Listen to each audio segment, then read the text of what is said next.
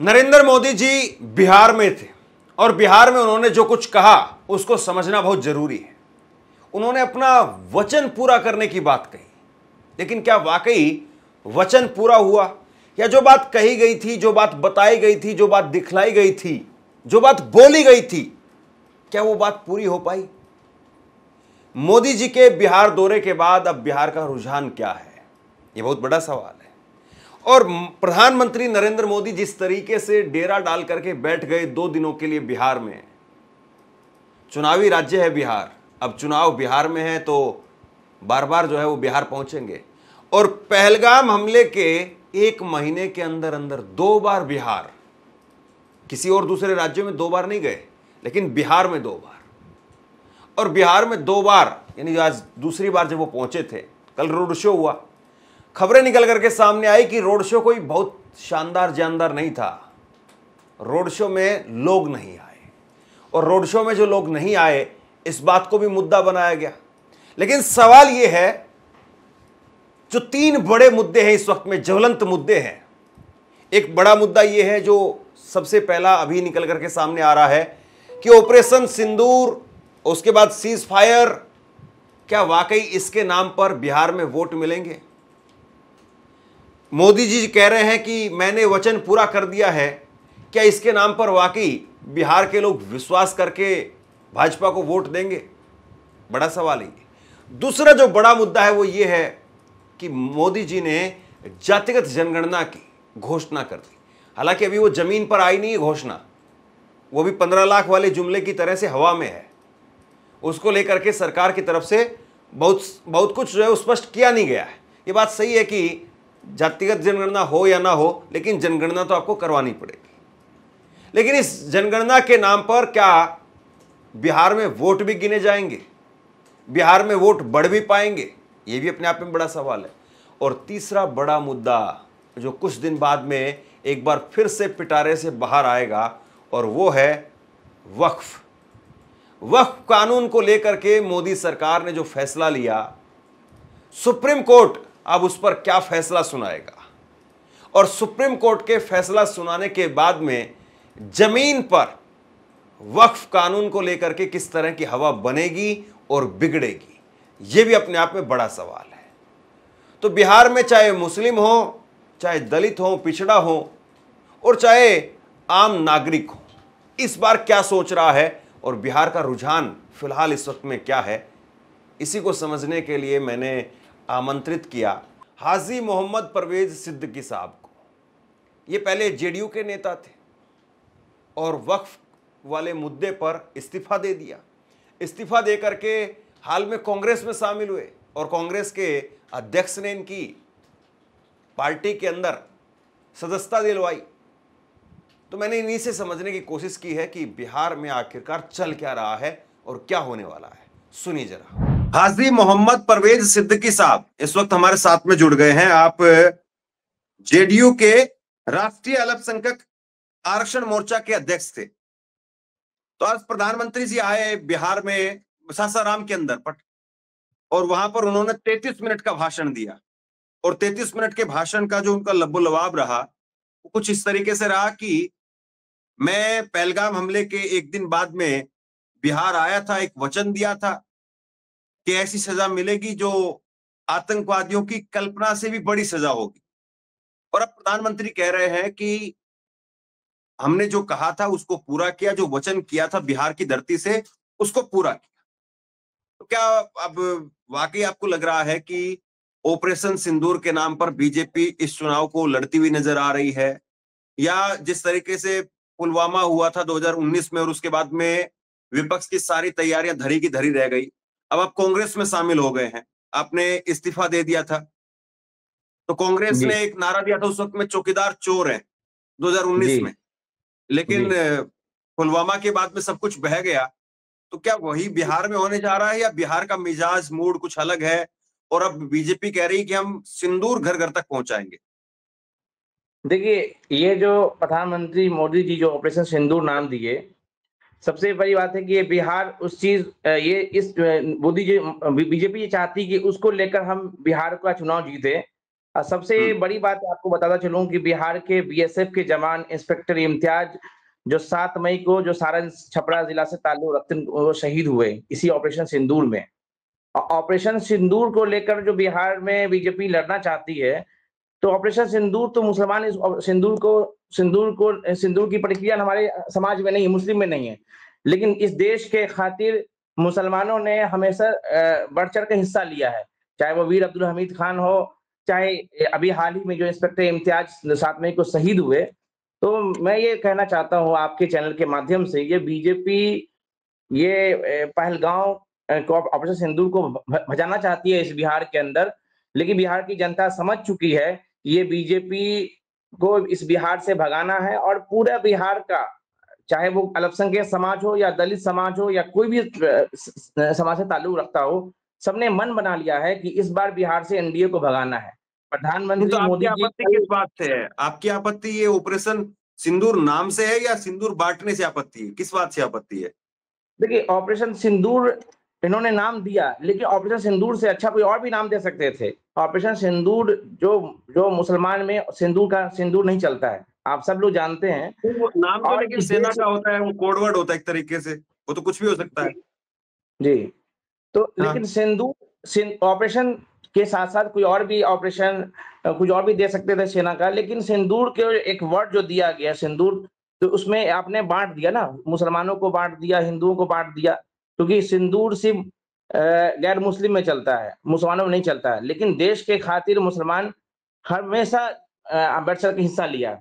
ये ऑपरेशन सिंदूर के वक्त में जो अटैक हो रहे थे, तो हम लोग मिठाइयाँ बाँट रहे थे कि भाई देश ने बदला लिया। पाकिस्तान में जो आतंकवादियों का जो अड्डा बना हुआ है, उसको ध्वस्त करने के लिए हमारा देश की आर्मी तैयार है और आर्मी लड़ रही है। हमने भी जश्न मनाया था अपने घर के सामने में, पटाखे भी फोड़े थे, मिठाइयाँ भी बाँटी थी, लड्डू भी बाँटे थे।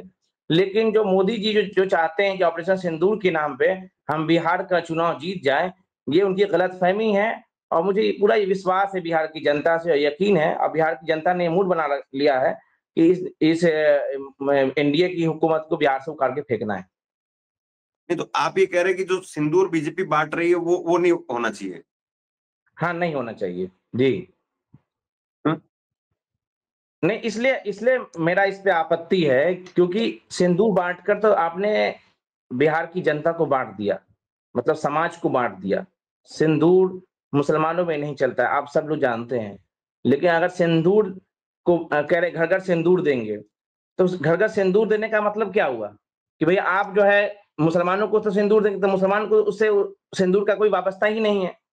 हाँ, हुँ। आप कुछ और भी मुद्दे लेके आते हैं कि भाई हम पूरे बिहार की जनता के लिए अब सिंदूर करके बाँट रहे हैं बिहार की जनता को। बिहार की जनता में 2.5 पौने 3 करोड़ करीब मुस्लिम भी रहते हैं यहाँ बिहार में। अब तो इसका मतलब है कि आप हिंदू मुस्लिम बाँट रहे हैं इसमें बिहार में। तो ये एजेंडा नहीं होना चाहिए भाजपा का या एनडीए का। कुछ और लेके आते हैं, सिंदूर की जगह कुछ और भी लेके आते हैं कि हम बिहार की जनताओं के लिए, सभी समाज के लिए ये काम करेंगे, ये लाएँगे, सरकार बनेगी तो हम ये करेंगे। ये होना चाहिए, एजेंडा होना चाहिए सरकार का। लेकिन अभी प्रधानमंत्री कह रहे हैं कि मैंने बिहार की धरती पर आकर के एक वचन किया था। 22 तारीख को पहलगाम का हमला हुआ, 24 तारीख को प्रधानमंत्री आए थे पटना में। वो एक वचन दिया कि कल्पना से भी बड़ी सजा मिलेगी, मिट्टी में मिला देंगे, और अब वो कह रहे हैं कि वचन पूरा कर दिया है। तो आपको लगता है कि वाकई वचन पूरा हो गया, या जो देश के आवाम की मन में था, आप लोगों के मन में था कि पाकिस्तान का कुछ इस तरीके से हो, या क्या किया जाए? आपको लग रहा है कि ऑपरेशन जो किया जाना था वो पूरा हुआ, या फिर अभी कुछ कसक बाकी रह गई? नहीं, अभी कसक बाकी है। पूरे देश की जनता को और हमारी पार्टी कांग्रेस को भी ये उम्मीद थी, और कांग्रेस पार्टी सरकार के साथ खड़ी थी, आर्मी के साथ भी खड़ी थी, कि बदला होना चाहिए था। ताकि हुँ। हम लोग का ही मांग था कि भाई जो पाकिस्तान ऑक्युपाइड कश्मीर पे देश का हमारा झंडा उस पे फहराया जाए, तब हम कामयाब होते हैं। क्योंकि हमारा ही पाकिस्तान ऑक्युपाइड कश्मीर जो है पीओके, वो अभी उसको भी हम हासिल नहीं कर पाए। तो जिस तरह से जो हिंदुस्तान की सरकार, भारत की सरकार ने विथड्रॉ कर लिया, तो इस पे हुँ, ये लोगों को आपत्ति है, देश की जनता को आपत्ति है कि सही से बदला नहीं हुआ, बदला होना चाहिए था। हुँ, पाकिस्तान को खत्म कर जो पाकिस्तान में जो आतंकवादी का जो अड्डा बना हुआ है, आतंकवादी वहां पनपते हैं, आतंकवादी वहां पैदा किए जाते हैं, तो आतंकवादी पूरी पूरी तरह से खत्म कहाँ हुई? खत्म होती तभी पूरा देश का मुसलमान ही नहीं, पूरा देश का जनता और भी मोदी जी को लोगता, मोदी जी को प्यार करता, मोदी जी से नहीं, मोहब्बत लेकिन करता है, अभी तो लेकिन कह रहे 100 आतंकवादी खत्म कर दिए हमने। नहीं, आतंकवादी आज भी है पाकिस्तान में, और सबसे बड़ा जो पाकिस्तान ऑक्युपाइड कश्मीर में ही अभी भी आतंकवादी हैं, और उसको खत्म करना चाहिए। और पाकिस्तान ऑक्युपाइड कश्मीर को हमारी सरकार या हमारी आर्मी उसको हासिल करे। हम सब, पूरी देश की जनता ये मांग कर रही है, हम भी मांग कर रहे हैं कि पाकिस्तान ऑक्युपाइड कश्मीर पे हमारा देश का झंडा फहरे, जल्द से जल्द फहरे, तभी हम ये दिखा सके कि हम वो किंग है, राजा हैं। लेकिन हम खुद विड्रॉ कर लें तो ये चीजें जनता तो भी बिहार बहुत। चुनाव पे इसका असर पड़ेगा क्या? नहीं, बिहार आपको चुनाव लग रहा पे है कि बिहार चुनाव में आपसे पूरा चुनाव निकाल लेगी बीजेपी इसी मुद्दे पे? नहीं नहीं, मैंने पहले भी कहा है कि बिहार चुनाव पे इसका कोई भी असर नहीं पड़ने जा रहा है, क्योंकि मोदी जी इससे पहले भी बड़े बड़ा वादा करके गए, बिहार को कुछ नहीं दिया। 1.25 लाख करोड़ का भी वादा किया उन्होंने, पटना विश्वविद्यालय को सेंट्रल यूनिवर्सिटी का वादा किया उन्होंने, पलायन का वादा किया उन्होंने, लेकिन किसी भी वादे पे उन्होंने अमल नहीं किया। बस ये जुमलेबाजी रह गई। और वो भी आज भी जो 48,000 करोड़ का जो बोले हैं, ये भी समझिए कि जुमला ही है। 48,520 करोड़ का उन्होंने आज बोला है कि हम देंगे बिहार को डेवलपमेंट करने के लिए। लेकिन मुझे लगता है कि जुमलाबाजी है कि 1.25 लाख करोड़ सबसे पहले वो दे दीजिए ना, जो पहले आपने वादा किया था। 1.25 करोड़, 1 करोड़ दूं या 2 करोड़ दूं, ये मंच पे कह रहे थे, और कहा कि ठीक है भाई, बिहार को 1.25 लाख करोड़ देंगे। 1.25 लाख करोड़ कहाँ मिला अभी तक बिहार को? पटना यूनिवर्सिटी, पटना विश्वविद्यालय जो तारीखी इदारा है, तारीखी यूनिवर्सिटी है, उसको सेंट्रल यूनिवर्सिटी क्यों नहीं अभी तक बनाया गया? पलायन क्यों नहीं रुका? तो ये सबसे बड़ा ये मुद्दा, रोजगार क्यों नहीं मिल रहा बिहार के युवाओं को? बिहार के युवा जो है पढ़ पढ़ के बैठे हुए हैं, उनको मतलब एमबीए करके, बीटेक करके बिहार के नौजवान बैठे हुए हैं, उनको रोजगार कौन देगा? ये सबसे बड़ा सवाल है। और यहाँ की स्वास्थ्य की जो सिस्टम है, इतना लचर गया है कि स्वास्थ्य मंत्री कोई ध्यान ही नहीं, जबकि स्वास्थ्य मंत्री खुद बीजेपी के से ताल्लुक रखते हैं। मुजफ्फरपुर के अंदर एईएस जो बीमारी से कई बच्चे मर जाते हैं, उस पे भी इस बार भी देखिएगा, अप्रैल, ये अभी ये लीची का वक्त है, अभी भी कई बच्चियां मरेंगे छोटे बच्चे, लेकिन उस पे सरकार का ध्यान नहीं है, और सरकार इस पे काम मतलब लेकिन कारगर अभी साबित तो नहीं हो रही। प्रधानमंत्री ने पटना में एयरपोर्ट के नए टर्मिनल का उद्घाटन किया है। जी तो आपको नहीं लग रहा है कि मोदी जी डबल इंजन की सरकार से पैसा यहाँ पर लगा पा रहे हैं? पैसा नहीं आ रहा है क्या? नहीं, देखिए, सबसे बड़ी बात यह है कि बिहार को विशेष राज्य का दर्जा को लेकर नीतीश कुमार जी काफी मुखर होकर बोलते रहे, लेकिन बिहार विशेष राज्य का दर्जा आज तक नहीं मिला। और अब तो नीतीश कुमार जी ही अब बीजेपी की आइडियोलॉजी पे काम करने लगे। सबसे बड़ी बात है कि आप बिहार अगर पिछड़ा आप मानते हैं, तो बिहार को विशेष राज्य का दर्जा दीजिए ना भाई। 10 साल से ये मांग, 15 साल से ये मांग हो रही है, आज से ये नहीं मांग रही है। बिहार को विशेष राज्य का दर्जा आप कब देगी सरकार? बिहार में भी एनडीए की हुकूमत है, केंद्र में ठीक भी है, एनडीए की हुकूमत। ये सारे मुद्दे तो आप बताते रहे। अभी क्या जी लग रहा है आपको कि बिहार चुनाव में क्या जातिगत जनगणना का जो सरकार की तरफ से एक ऐलान किया गया, क्या जातिगत जनगणना वाला कार्ड चलेगा, या फिर वक्फ को लेकर के फैसला सुप्रीम कोर्ट से आने वाला है? इससे जी पहले जब आपने जेडीयू से इस्तीफा नहीं दिया था या कांग्रेस में शामिल नहीं हुए थे, तो उस वक्त में मेरी जी आपसे एक लंबी बातचीत हुई थी वक्फ को जी जी लेकर के, और जी आपने जी इस पे नाराजगी भी जताई, अपना इस्तीफा भी इसी मुद्दे पर दे दिया। जी तो क्या चलेगा? क्या जातिगत जनगणना चलेगी, या फिर वक्फ वाला मामला वो चलेगा, या सिंदूर की अब फिलहाल जो सियासत हो रही है वो चलेगा?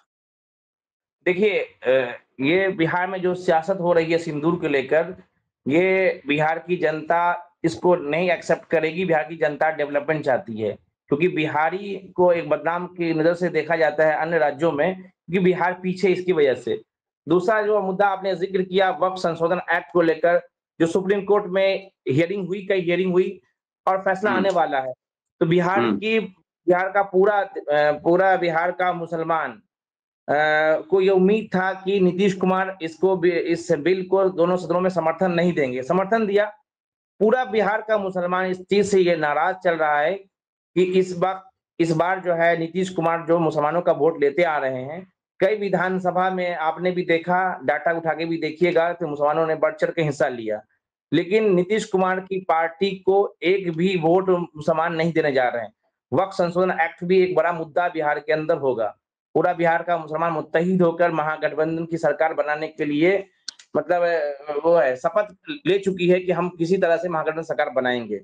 तीसरा मुद्दा ये है कि बिहार में जिस तरह से एनडीए की सरकार रही, एनडीए में पलायन नहीं रुक पाया, नौजवानों को रोजगार नहीं मिल पाया। बीपीएससी का पेपर लीक होता है। बहुत आंदोलन हो रहे हैं, आपने भी देखा कि लगातार आंदोलन, बच्चों के ऊपर गोलियां चलाई जाती है, लाठी बरसाई जाती है, जब बच्चे मांग धरना करते हैं, उनको इंसाफ नहीं मिलता है। बीएसएस के स्टाफ सिलेक्शन कमेटी जो चयन आयोग का पेपर 25 लाख में बिक जाता है। और बिहार का जो सिलेबस सिस्टम है, जो बीए करते हैं वो 3 साल के बदले 4 साल में करते हैं। ये सारी जो चीजें हैं, इस पे राहुल गांधी जी ने शिक्षा रोजगार पे भी आगे बिहार में आए। तेजस्वी यादव जो राजद के नेता हैं, उन्होंने भी ये कहा है कि हम सारे सिस्टम को बदलेंगे। तो हम लोग सब चीज इसी मुद्दे को लेकर लड़ेंगे बिहार में। और लेकिन बीजेपी कह रही है, जो अंदर खाने से खबरें आ रही है कि कल को अगर जातिगत जनगणना होती है तो जातिगत जनगणना में मुसलमानों की भी जातियां चेक की जाएंगी। मुसलमानों में भी देखा जाएगा कि कौन सी जाति जो है वो सारा हिस्सा खा रही है, सारी मलाई खा रही है। देखिए, जाति में भी यानी बंटवारा होगा। जातीय जनगणना बिहार में हो चुका है। बिहार में इससे पहले जातीय जनगणना हुई। उसके बाद राहुल गांधी जी ने पार्लियामेंट के अंदर हो या राजस्थान के अंदर हो, जातीय पूरे देश में जातीय जनगणना के आह्वान किया था कि हम हमारी सरकार बनेगी, जातीय जनगणना करेंगे। उसके बाद जो ऑपरेशन सिंदूर को लेकर इसकी एनडीए हुकूमत की बहुत विपक्षी दलों ने, हमारी पार्टी ने खिंचाई किया कि भाई इंदिरा गांधी जब प्रधानमंत्री थी तो उन्होंने पाकिस्तान से तोड़ दिया था बांग्लादेश को। तो उसमें उन्होंने मोदी जी ने, अमित शाह जी ने ये घोषणा कर दिया कि हम पूरे देश में जाति जनगणना कराएंगे। ये जाति जनगणना, ये राहुल गांधी जी की ही मांग है, चाहे वो राजस्थान की सरजमी पे जाकर हो या पार्लियामेंट जाकर बोलना हो। तो जाति जनगणना के पक्ष में मोदी जी नहीं है या अमित शाह जी नहीं है, लेकिन बिहार में जाति जनगणना हो चुकी है। और बिहार में जाति जनगणना ये चीज ये दर्शाया गया है कि जो जाति जनगणना में जो जाति के लोग हैं, जो बिरादर हैं, वो वाकई में पीछे हैं शिक्षा में, रोजगार में, नौकरियों में। तो उनको आगे बढ़ाने के लिए सरकार, महागठबंधन की सरकार मतलब उसके लिए कमिटेड है और आगे काम महागठबंधन सरकार करेगी। लेकिन अब जैसे कि जो चीजें निकल करके सामने आ रही है उससे तो पूरा साफ है कि बीजेपी कल एक पोस्टर में देख रहा था, वो जैसे मध्य प्रदेश में पोस्टर चला था, मध्य प्रदेश के मन में मोदी, एमपी के मन में मोदी और मोदी के मन में एमपी। ऐसे ही बिहार में भी एक पोस्टर जो है बीजेपी ने निकाला है, उसमें है कि मोदी बिहार के लिए और बिहार मोदी के लिए, इस तरीके से जो पोस्टर निकाला है। तो अब पूरा जो चुनाव है बीजेपी का वो मोदी के ऊपर फोकस करके होगा। नहीं, देखिए, ये बीजेपी के पास कोई चेहरा नहीं है। भारतीय जनता पार्टी बिहार में जो भी नेता हैं, डिप्टी सीएम हैं, वो कोई चेहरा नहीं है, कोई बड़ा चेहरा नहीं है। इसलिए ये चाहते हैं कि मोदी जी के चेहरे पर चुनाव लड़े। लेकिन बिहार की जनता ये जानती है कि मोदी जी बिहार में कुछ किए नहीं है, न करेंगे। इसलिए बिहार की जनता मोदी जी के फेस को नकार चुकी है। और आपने कल भी देखा, जो रोड शो था, प्रधानमंत्री मोदी जी कल आए थे, रोड शो था, उस रोड शो में भीड़ देखिए, भीड़ नहीं है। वो तो भाजपा के कार्यालय के पास जो भीड़ दिखाई गई है वो भीड़ है। मोदी जी के जब देश का प्रधानमंत्री आ रहा है और जनता उसे नकार, उसकी सभा में नहीं जा रही, जनता उसे नकार रही है, तो आप इससे अंदाजा लगा सकते हैं कि बिहार की जनता किस तरह के लोगों को लाइक कर रही है, किस तरह के लोगों को पसंद कर रही है। बिहार की जनता प्रतिबद्ध है कि राहुल जैसे नेता हो, तेजस्वी जैसे नेता हो, जिसको बिहार की बागडोर दिया जा सके, बिहार की कमान दिया जा सके, जो नौजवानों को समझ सके। क्योंकि देश के अंदर सबसे ज्यादा आबादी नौजवानों की है, युवाओं की है, तो उस पर कोई बात नहीं करते हैं। और मोदी जी बस जुमलेबाजी करते रहे हैं और करते, बिहार में फिर जुमलेबाजी किया है। भाई, पहले चुनाव में आप पटना विश्वविद्यालय के नौजवानों से आपने वादा किया था, पटना विश्वविद्यालय को आपने सेंट्रल यूनिवर्सिटी क्यों नहीं बनाया? आपको बहुत नौजवानों से मोहब्बत है, तो आप मोदी जी की नारेबाजी इस बार चलेंगे कि नहीं चलेंगे? जी, मोदी जी की नारेबाजी, गोली से नहीं, रोटी खाओ चुपचाप बैठ करके, वरना मेरी गोली तो है ही, और अब कह रहे हैं मैंने वचन पूरा कर दिया, तो ये सब बातें चलेंगी या नहीं चलेंगी? नहीं नहीं, बिहार के अंदर ये वचन नहीं चलने वाला। बिहार की जनता समझदार है, बिहार की जनता जानती है कि कौन जुमला दे रहा है, कौन भी बेवकूफ बना रहा है, और बिहार की जनता सक्रिय है, और बिहार की जनता प्रतिबद्ध है कि हम सरकार इस बार महागठबंधन की बनाएंगे, और आप देखेंगे कि बिहार की जनता बढ़ चढ़ के इस बार हिस्सा लेगी, वोट परसेंटेज भी इस बार बढ़ेगा, और बिहार की जनता नीतीश की सरकार, एनडीए की सरकार को बिहार से उखड़ के फेंकेगी। चलिए, शुक्रिया बहुत बहुत बात करने के लिए। थैंक यू, आपका भी शुक्रिया।